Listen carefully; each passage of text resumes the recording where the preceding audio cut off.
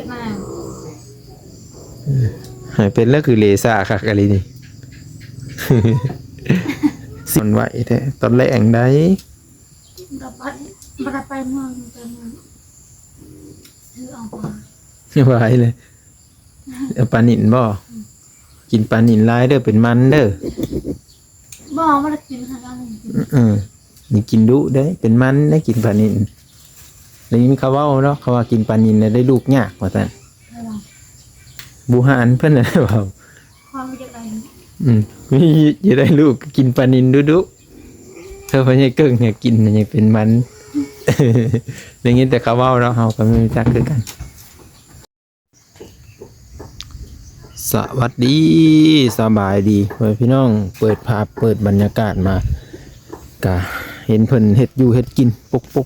อยู่เนาะเพิ่นเฮ็ดอยู่เฮ็ดกินยังเด้มื้อนี้เพิ่นมื้อนี้บ่บางสิมาถ่ายบรรยากาศให้เบิ่งเด้อ FC ทุกคนมื้อนี้สิมาหาครอบครัวเพิ่นเนาะครอบครัวน้องลอยพ่อใหญ่เกิ้งเนาะบุญเพ็งบุญมีได้ยินข่าวมีมีสบายเนาะได้เห็นแต่ผ่านทางซื่อๆมื้อนี้ก็เลยสิเฮามาเยี่ยมยามถามข่าวเพิ่นไข้แน่ละบ่อาการหรือว่าเป็นจังไดเนาะเด็กน้อยก็ถ่ายก็ยากเด้อทุกคนเด้อเดี๋ยวนี้เด้อถ่ายก็ติดเหลืองติดแดงก็เอายากอีกซ่องปิวไปหลายเลยบุญเพ็งสบายดีเด้อบุญเพ็งเด้อบุญเพ็งเฮ็ดหยังกันน่ะฮะนี่บุญเพ็งกับบุญมีให้เห็นแต่ซ้ำนี่แหละทุกคนเห็นลายบ่ได้บุญเพ็งบ่อยากเว้านำซ้ำเห็นลายบ่ได้ทุกคนบุญเพ็งอยู่กับไผเด้ฮะแล้วมานี่บุญเพ็งมีเว้านำซ้ำบุญเพ็งมีชื่อซ้ำทุกคน เอ้ามีชื่อกับบ่เป็นหยังซะนะเดี๋ยวสิมาถามแม่เพิ่นโอ้เพิ่นยังลากคันไดอยู่เพิ่นแหงเนาะสลอยเนาะเฮ็ดกินเพิ่นเริ่มมื้อนี้หั่นแกงเฮ็ดบ่เฮ็ดเพิ่นเลยซะโอ้มะเขือเนียนมะเขือต้มมะเขือจีเอาโอ้จีมะเขือ เป็นเลิศสุขภาพอยู่ดีมีแหงมื้อนั้นน่ะเพิ่นเริ่มเป็นไข้น่ะมื้อนั้นน่ะเจ้าบ่เป็นไข้บุญมีเป็นไข้เนี่ยนั่นเนาะเฮาเลยว่าเจ้าเป็นไข้บ่วะมันชันเลยมันสั้นเลยบ่โอ้มันไข้ขึ้นสูงเนาะเนาะดูว่าน่ะเลยบัดไปหาหมอแล้วเขาว่าเป็นไข้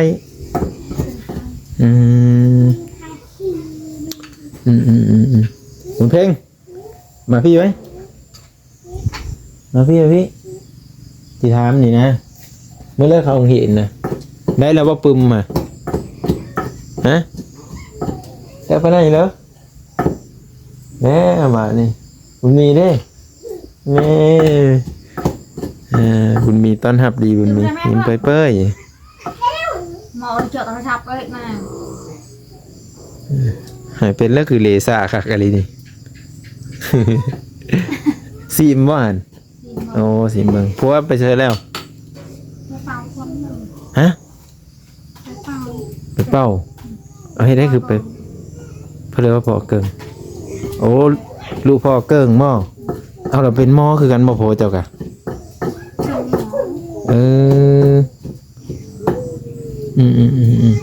เอาเราเป็นหม้อแต่เฮิงแล้วบ่นั่นไม่ได้หูจักได้อันนี้ค่ะ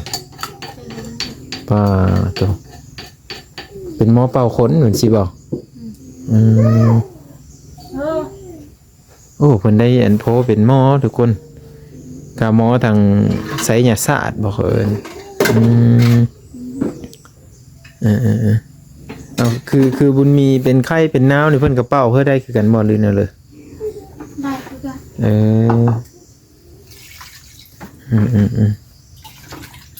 เพิ่นเป็นหมอเป่าทุกคนเอ้ยและโอ้มันนั่นเลยบอกกระตนกระโตมันฮ้อนเลยบอกตอนเป็นนี่โอ้ไปกลางคืนซักยาเลยซักยาตัวใส่สโลจังได้ไข่ได้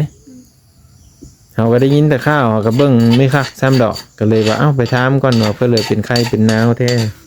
บุญเพ่งบ่หรือว่าบุญมีหรือว่าอันเพื่อเลยหรือว่าอันสลอยบ่ เด็กน้อย ก็เลยมาถามทุกคนเลยไม่ได้มีปูมีป่าบ่นี่ยันว่ามีป่าแต่เราเพราะยังเกิ่งไปหาไม่ได้ไป ไปย่างดูไปสบาย เดี๋ยวว่าเพิ่นใครแน่เลย แค่นี้ดีค่อยจมีำข้างในใจอีกท่านนี่ชอบเทเลอยู่พี่นะ ว่าเราสิ อยู่บ้านเราคือไม่มีเพื่อเผาถ่านเนาะไม่เห็นเลย เอาพ่อเรื่องมันจะจ้าหรอ มื่อนี้กับบ้างกับมาโอ้ลมถามข่าวกันเด้อพี่ๆทุกคนเนาะพี่ๆทุกคนสนใจอยากรู้จักแนวใดเกี่ยวกับเพิ่นก็สามารถถามได้เนาะบางทีถามอยู่ดีมีแฮงบ่มันมีบุญเพ่งเข้าโรงเรียนแล้วบ่หรือว่าจังใดก็ถามเพิ่นได้ยังบ่ได้เข้าเนาะได้ยินว่าอันโพสิไปเฮ็ดงานบ่ จะเฮ็ดงานสิ โอ้ยเซโนพุ่นเนาะสร้อยสิมีไปไทยพุ่นบ่สบานนี่ตายคักๆพญายเกิง บ่มีเงินไปเฮ็ดงาน เนี่ยเจ้าสิบ่อยากไปไทยอีบ่สบานนี่ บ่ ตายคัก เบิ่งดูดีกว่า แม่นบ่แต่นั้นผู้บ่าวไทยโทรมาจีบ200เฮ็ดจังได๋ผัวไปแล้วนั่น เอาได้ว่ากินข้าว เอาเลย อันนี้ย่อซื่อๆเด้อเพิ่นสิไปหาเงินเนาะหาเงินมาไปยังน้อยแล้วเจ้าอยู่ก่อนบุญเพ่ง ไปได้อะไร เจ้าปะไหนเลยมาพี่ไว้ถามหน่อยติแหน่ไม่มีขนมมาเฮาบุญเพ่งมีเยาว้าวนำกันซ้ำกินข้าวกับอันตำมะเขือของแก้มกับยำกับมะเขืออีก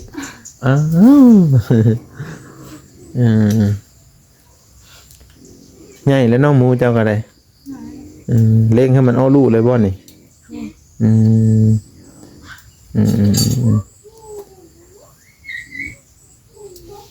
มันฝนตกเนาะฝนตกกันลำบากมันพี่น้องเล็กน้อยนะเป็นไข้เป็นหนาว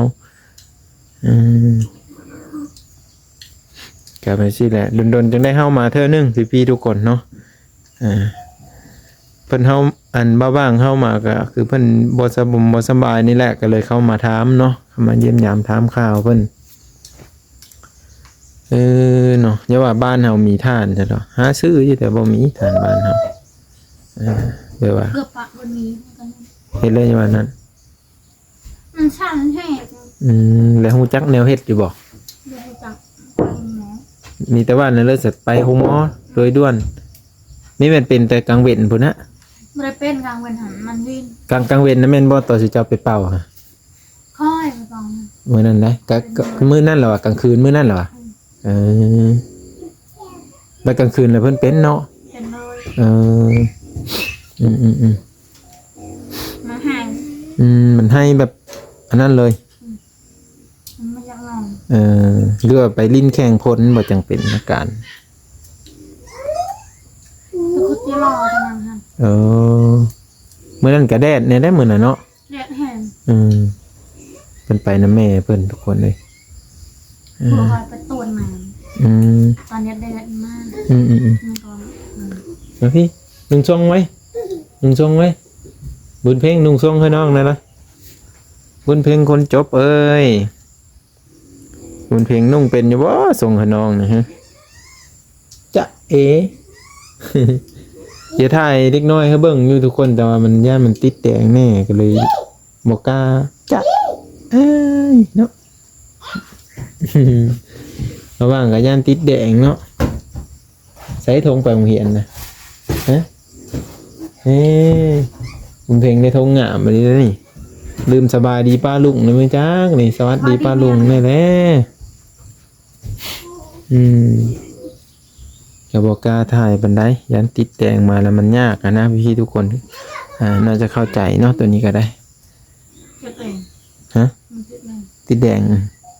งช่อง YouTube นี่แหละเขากดเขามีถ่ายเด็กน้อยบ่ได้ ถ่ายผู้ใหญ่ผิดกฎ YouTube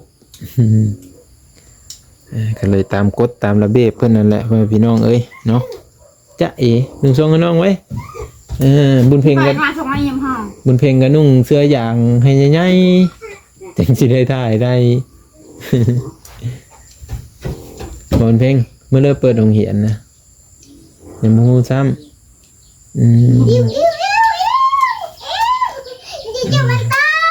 จ่าโดยนะบ่จ่าโดยนะแม่แต่น้อยผัดแม่พาไปคุดจิโร่ไอ้เนี่ย เดี๋ยวไป ไม่ได้ไปหาน้อง หากิน ไปหาหน่อไม้ก็บ่ได้ไปบ่ เพื่อหากิน อืม ไปลูกคอยไป อืม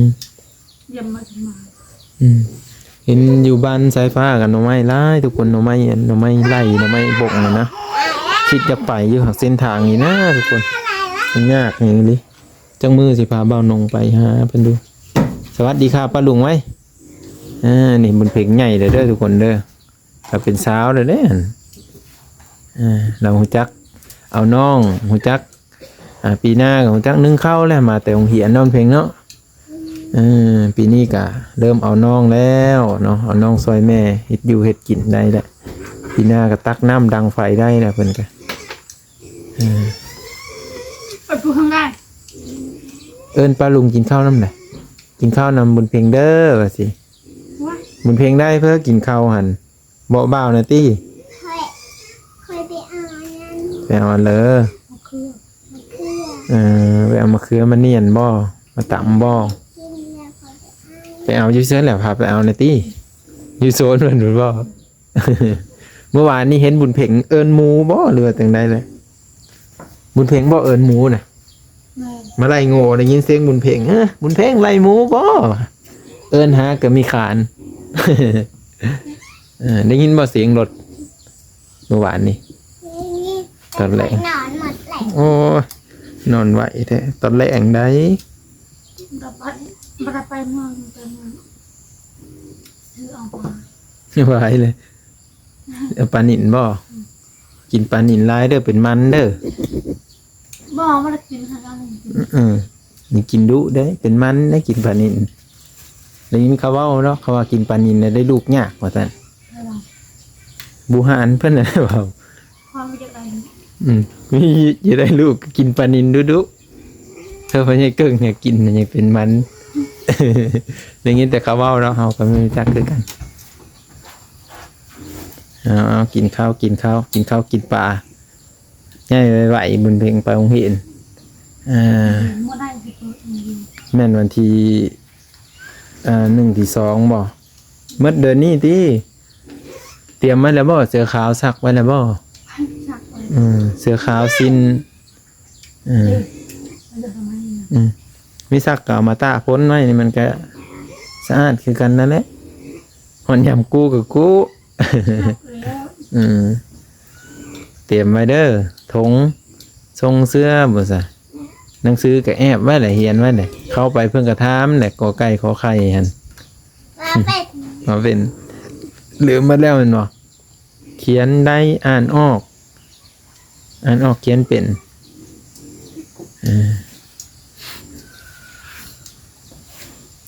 ประมาณนี้ทุกคนได้เพิ่นกะกำลังกินข้าวกินปลาอยู่บรรยากาศบ้านเพิ่นกะยังไข่อยู่ฝนบ่ตกฝนบ่ตกตอนเช้าบ้างก็เลยริวมาหาเพิ่นเลยเนาะก็เลยมาเยี่ยมยามถามข้าวก็ได้ยินข่าวว่าผัวเพิ่นสิไปเฮ็ดเวียกเฮ็ดงานแน่ เห็นงาม งานบ่รถน่ะ สร้างมาไปนะ สร้างกันไปนำบ่ออกไปเป็นคู่เลยเนาะอ๋อแสดงว่าได้แต่ผู้หญิงเด้อนี่บ้านนี้ก็บ้านนั้นกับผู้หญิงบ้านนั้นกับผู้หญิงบ้านนั้นกับผู้ชาย เห็นย่าไปเห็นงาน ไปหาเงินเนาะ งานเงินหาหาย แม่นแล้วก็คอยอยู่หั่นแหละอยู่ทางพี่ก็ได้ เบิ่งหลุดเบิ่งเต้า เบิ่งดูเบิ่งเต้าทาโพ ถ้ามันไม่ว่าจะมาทักว่านี่ เหมือนนะแต่น้อยผู้บ่าวโทรมาลมมีช่างก็จะสู้ยีกลมเพิ่นเด้อแต่น้อยผู้บ่าวไทยเห็นอ้าว200แต่ว่านี่ก็บ่ต้องลม แต่ถ้าไปลมผู้บ่าวไม่ได้เด้ ข้าวกันนะ นั่น ไปลมได้พิษกันแต่แท้ๆเด้พิษคอพิษโคเลยเนาะบุญเพลงเนาะมันมีเนาะ มีเป็นงาน อืม แต่นั้นผู้บ่าวไทยโทรมาล่มบ่ได้เด้เพิ่นยังเกิ่งเจี๊ยบมาแต่ไทยไปเลย มีหักมีปะกัน ฮะ ปะกัน เพิ่นเหรอ หัก หักซะดิหักก็เกิ่งนี่จักเลยเด้อตัวนี้เอาว่าเขาอยู่นำกันด้วยนะ มันเหมือนเลย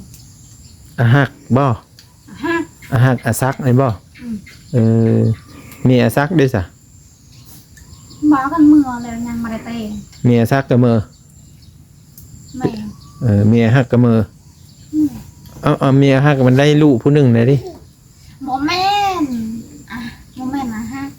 มันยังเสียจะว่ากี่หนึงนี่หักว่ะ อันนั้นมันได้ เหรอบ้านเหลือมี เรือเลย เก่งเกาะบ่ บอ ทงกว้างบ่ สภาพเขา เอานี่คืออีเลยเนาะแม่ไว้เจนเลยเสื้อโซคุกเลาะ กูรอ คุกเลาะก็ว่าคุกเลาะแน่โซว่ะ ยังบ่มีลูก ยังไม่มีลูกผู้นี้เนาะยังไม่ได้แต่ง โทรหาพ่อบ่าว เอ้าตัวหาผู้บ่าวอีก ให้พ่อบ่าวมาหับ เรียบร้อยแม่นบ่ เรียบร้อย เรียบร้อยเลยเสร็จเลยว่า ไปนำผู้บ่าวเลย ไปแล้ว ตายครับเฮ็ดแล้วเลิศอ่ะมันกระจบกันเท่านั้นเลยเนาะ คนไหน นั่นแหละระวังเด้อเจ้าก็ได้จะนักผู้บ่าวมาลมมาจีบไม่ได้แน่นอนเพลงเนาะมันเพลงให้เลยเด้อมันเพลงเด้อเห็นบ่มันเพลงแล้วเป็นคนให้ ใครชื่อข้าวปั่นเลย เขาปั้นเฮ็ดเลยเขาปั้นเฮ็ดเลยปักเลย ขลมทางโทรศัพท์ก็จับแกล้งเฮาเคาะหมูโลดหมูจะเห็บเลยโลด ทางนั้นเขาจะลองว่าพวกแม่ลูกใครตัวนั้นลุงพี่ คนไทยโทรมา เขาเห็นเนาะเขาเห็นเฟซเขาเห็นอันนี้เนาะยันว่า FC 200ว่าเยอะโทรมาลมมาลิ้นนำเอา FC เจ้าเพิ่นก็เห็นเพิ่นก็เยอะโทรมาถามข่าวอันแล้วโอลมถามข่าวลิ้นนำ มีได้แต่มีแต่พร บ่มีบ่ เนาะ ยันว่า FC ถามข่าวลิ้นนำเอาพี่ FC เบิ่งเพิ่นกินข้าวกินปลานี่แหละบรรยากาศอยู่บ้านสาวร้อย กินข้าวแล้วก็เรียบ กินข้าวมีแซ่บอีแหละซื้อเอาปลานะมันโลเท่าไรเลยตัวเบาหนงซื้อมาให้ตอนนั้นน่ะ ใช่ว่ามันไม่ได้ซื้ออะไร เอ้าเพิ่นยังบ่ทันได้เอามาให้บ่ ปลาปีงค่ะ กระถิ่น ก็แซ่บเนาะคือเจ้าเป็นแล้วน้ำคันไม่ได้กินตีนเลยเจ้าบอกเพิ่นคือน้ำคันกินตีน พอจะได้ตอนนี้แกงเอา แม่แล้วเอามาต้มมาแกงใส่ผักแน่เนาะผักกาดขาวหั่นแซ่บได้คันมีมะเขือก็ต้มมะเขือใส่น้ำ มะเขือ มะเขือใหญ่อะนะทง10,000นะซะเลยโอ้ย นี่ยังอะไรกินเขา ซ้ำสิเจ้านี่ทง10,000น่ะสิได้กินประมาณ2 มื้อผมบ่จักแล้วหลายนี่ได้ ให้มันมีของกิน ซื้อกิน แม่นแหละซื้ออยู่ซื้อกินนี่มีซื้อข้าวแน่เขากินในมือ โอ้หมดแล้ว หมดไปได้ สุค่อยกับข้าวกินหมดคือกันนั่นแหละซื้อข้าวกินคือกันอันนี้ก็ได้ข้าวกินก็โอ้คนชุมเฮาแห่งหลายคนสอบหนึงนี่บ่ได้กุ้มฮอดเดือนซ้ำได้แต่ครึ่งเดือนเท่านั้น เงินเขาจะรอนพักมา อันคือว่าพ่อใหญ่เกิ้งไปเฮ็ดงานแล้วบ่ได้เงินเท่าไหร่500 บาทบ่เพิ่นไปเฮ็ดงานเพิ่นเลยอันนั้น เด็กงานไปซื้อข้าวหมด เพิ่นไปเฮ็ดงานอยู่เสื้อละอยู่บ้านเฮานี่ ก็ไปเป่าแล้ว โอ้ไปเป้าแล้วเขาอันให้ขายบ่โอ้แสดงว่าเพิ่นมีวิชาอาคมเด้ย นี่แหละ เพราะนางร้อยก็มีวิชาอาคมไปเฮียนนำในสร้างนี่บ่โอ้พอได้พอได้ซื้อเขา พอได้ซื้อข้าวเนาะแล้วก็ปัวขนเนาะ ลูกเลยว่าสบาย ลูกก็บ่สบายอีกเนี่ยก็พอได้ซื้อยม เงินช้ำไปของหมอทำไม่ให้เงินช้ำหน่อยหรอกนะ เนี่ยเฮ็ดเลิศอ่ะ รับเงินหมอหนุ่ม โอ้ยืมเอาเงินเบ้านงและใส่เพิ่นละบ่นี่ 3แสนใช่เลย 300,000เนาะเนี่ยใส่เพิ่นแล้ว ใช่แล้ว โอ้ดีแล้วดีแล้วสิเออ แบบนี้แหละ แม่นแล้วผัวจะไปหาเงินก็ได้แล้ว เดือนเท่าได้ก็ไปเฮ็ดเวียกฟาร์มหมู ทำประมาณว่า โอ้แต่ว่าผัวจะหัดตัดสินใจไปแล้วบ่ ชัดเลย โอ้ตัดสินใจไปแล้วเนาะเอาพ่อแม่พี่ๆ FC ทุกคนเนาะพ่อใหญ่เกิ้งเพิ่นสิไปเฮ็ดงานแล้วทุกคนก็ดีใจนํเพิ่นเด้อเนาะเพิ่นสิได้หาเงินหาคำมาให้เมียเนาะ คือจะลงแต่มาให้ไป อ๋อแต่ว่าพ่อใหญ่เกิ้งอยากไปลูกเขาจะไป เนาะเพิ่นไปหาเงินเนาะ จะหาเงินหา แม่นแล้วทุกคนเลยอันนี้คือชีวิตครอบครัวที่ถึกช่วยเหลือเนาะก็เลยว่ามีผู้หลักผู้ใหญ่เพิ่นพอจะรู้เนาะทางประเทศไทยพุ่นแหละก็ดีใจนะเพิ่นแล้วก็หลายๆคนแน่นอนที่เพิ่นช่วยเหลือตัวเจ้าเนาะ เพิ่นส่งเงินส่งคำซื้อข้าวซื้อของมาให้บ่ว่าแต่พอจะรุนแหละหลายๆคนที่เข้ามาเห็นเนาะบางวังก็จื้อบ่ได้เนาะชื่อเสียงเรียงนามเพิ่นทุกคนเอ้ยก็ขอบคุญขอบคุณเพิ่นที่มาช่วยเหลือครอบครัวของนางร้อยเนาะนี่กินข้าวกินปลาเนาะทุกคนเอ้าวิดีโอหน้าพ่อกันไหมพี่ FC มื้อนี้ก็มาถามหลายๆเรื่องเนาะแล้วก็เพื่อจะได้ฮู้จักนำกันอิ่มแล้วบ่นี่บ่แล้วแล้วบ่ ยืนมาได้ อ๋อโย จะเอาหา เอาบุญเพ็งสวัสดีค่ะไว้เลยนมมือขึ้นเอาไปทุกคนบางๆที่ได้จบไว้เพียงซ้ำนี้บางๆขอบคุณที่มาติดตามให้กำลังใจเด้อ